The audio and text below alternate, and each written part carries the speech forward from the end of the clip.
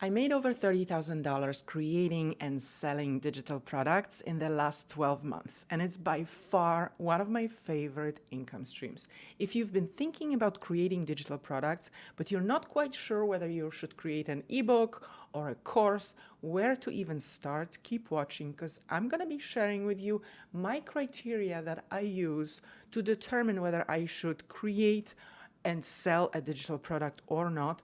I'm also going to share with you 5 digital products that are working right now really well in 2025 and beyond. And I'm also going to give you a behind the scenes of a digital product that I'm creating right now. So keep watching. Hey there, I'm Anna. I'm a business coach based in New York City. And this channel is for over 40 business owners, creators who want to grow their YouTube channel and monetize it beyond AdSense. So, what makes the best digital product? As a coach, it's really important to me that a product gets used. I don't want to just sell the product and be done with it. I want to make sure that I'm making an impact. I'm contributing to a transformation.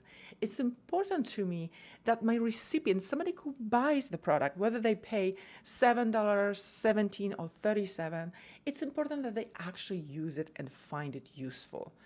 So the next criteria I have is that the product has guidance. So if it's just a digital product and the person who receives it doesn't know what to do with it, doesn't know where to start, it's not quite clear how to use, I don't think of a product without a guidance to be a good and valuable product. So very often I add an explainer video to my digital products because I want the person who gets the product to know exactly what to do, to know where to start. I want to put them into momentum. But one of the most important criteria that I use when I decide whether I should create a digital product or not is whether this product is a popular product already.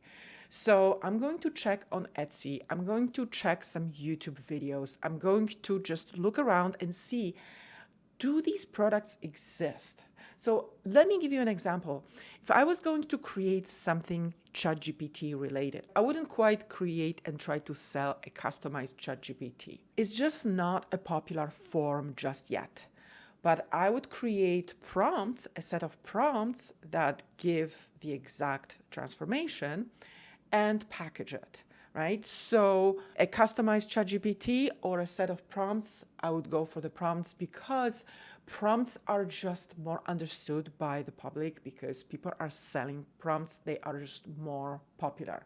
So go on Etsy, look around, check out the websites and see what are the forms of products that are selling right now. And criteria number 4, it has to speak to a specific person.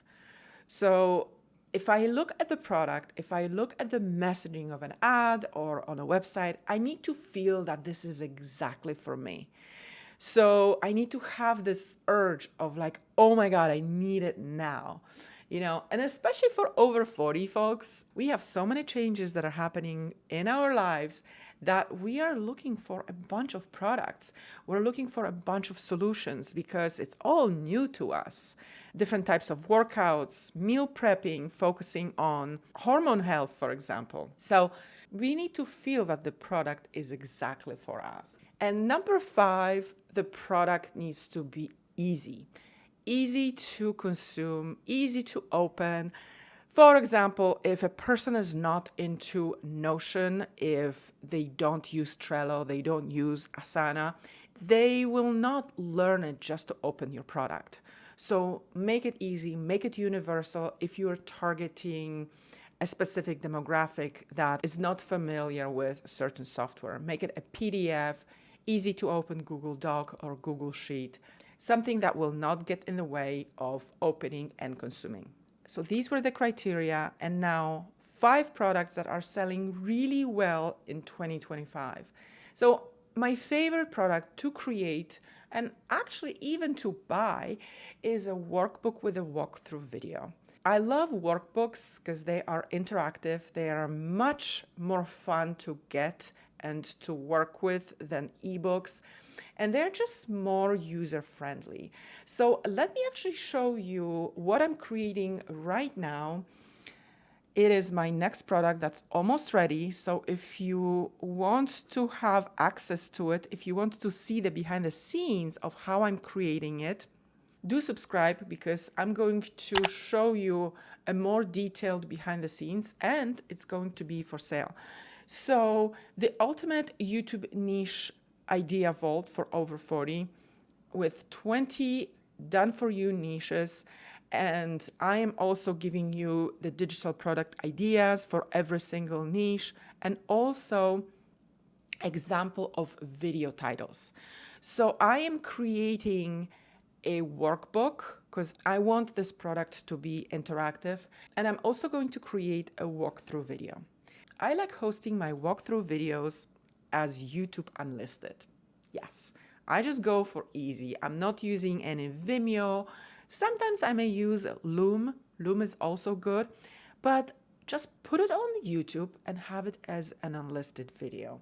So then you can add a link to your workbook so that the person who receives the product knows where to start and just feels reassured. Product number one is a roadmap. Now, I've created a few roadmaps. You can actually get one of the roadmaps that I created as a freebie in the description of this video. It's YouTube month one checklist, the exact things I recommend you do in your first 30 days on YouTube. And this roadmap is pretty simple. It's a checklist. You can see what you should focus on first when you're starting your YouTube channel. There are also a few videos. Now, this is a freebie.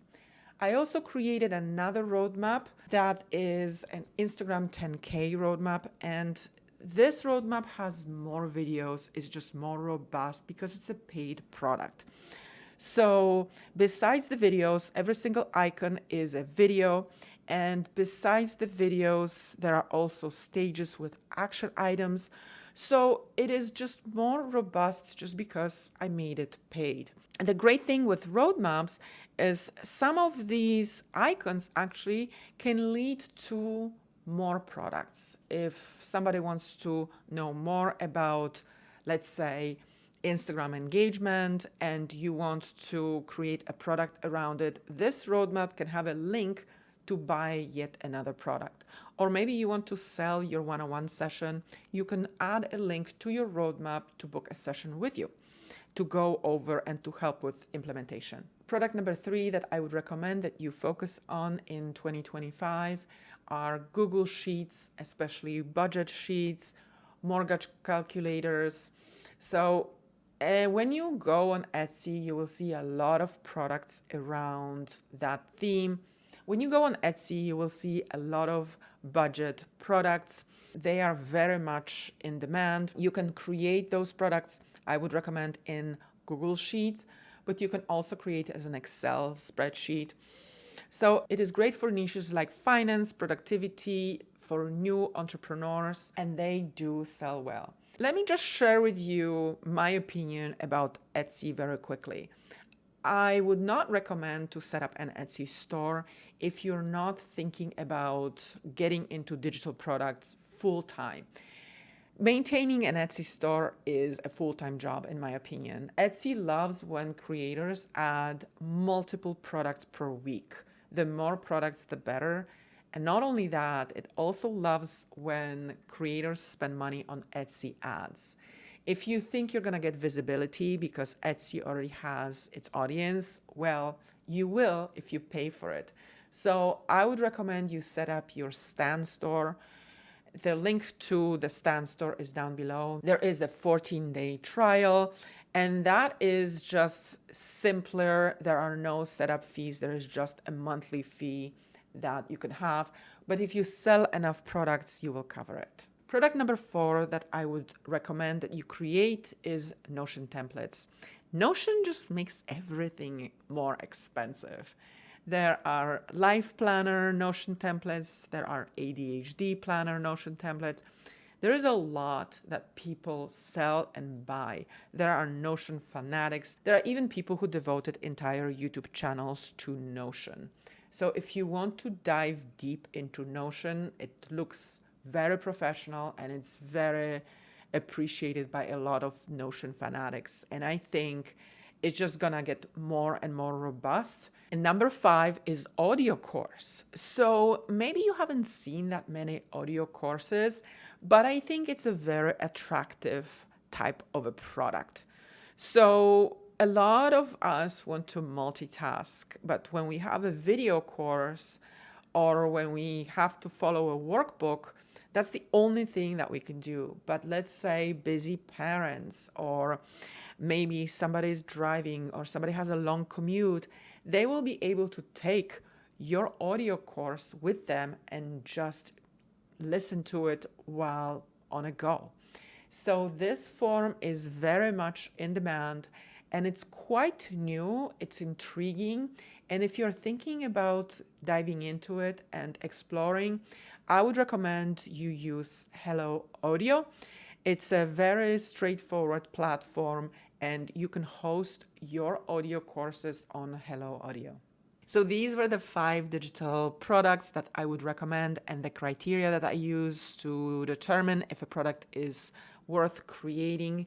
Now, what about you? What products do you actually like using? Do you like workbooks? Do you like audio courses? Or maybe you like videos? Let me know in comments. And if you want to dive deeper into creating digital products, I have this video with more examples of digital products and also mistakes to avoid while creating digital products.